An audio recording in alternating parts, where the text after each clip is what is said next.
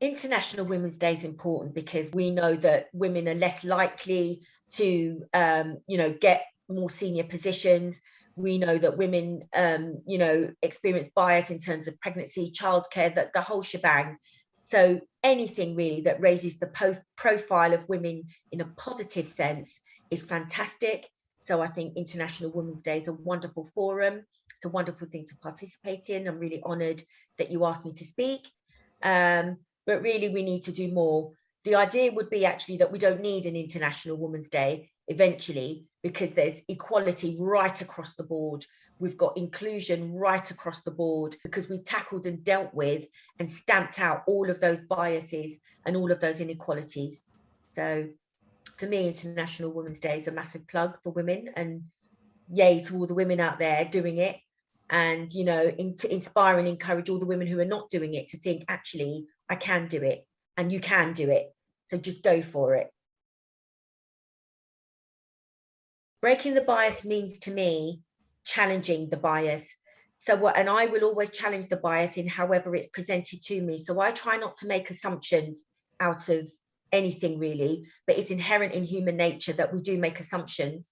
So if I'm faced with a bias, I naturally inherent in me would be to challenge it. So whether someone's making a bias about me because I'm a Black woman, I try to illustrate and demonstrate by myself, my acts, the way I engage with that person, that actually forces them to recognize that that bias isn't valid. So for me, that's what breaking the bias means, challenging whatever stereotype and bias that is that's presented to me. I am a Black woman, I'm a Black woman in a research profession.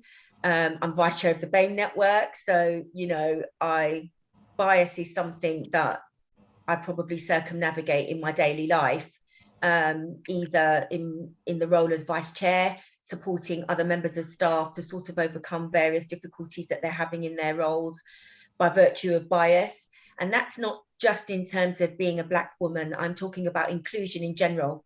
So, whether that's disability, sexual orientation, or any other protected characteristic, actually.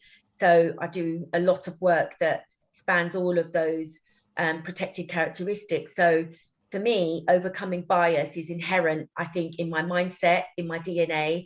I've faced multiple challenges in my career to get to the point of where I am working in this role. And it's a continuing thing. We're part of, the Trust has recently signed up to the East of England anti-racism strategy. And within that, it means dealing and tackling bias. So, we've still got a ways to go, but actually we're in a really good position at Cambridge. We're doing really well. I think we've got a lot of work to do, but, we've started the journey and we're making really good strides. How do we break the bias? I think a lot of that is in mentorship and empowering women.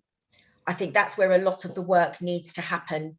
And that work, I'm privileged to say at Addenbrooke's, we have a lot of training. There is a lot of the support infrastructure to encourage that, although we still have a way to go. So for me, as I said, the expectation has raised, and we need to match that expectation with more channels, more mentoring, and more empowering the women that we work with, and presenting them with options and opportunities that can facilitate that engagement and breaking through those barriers.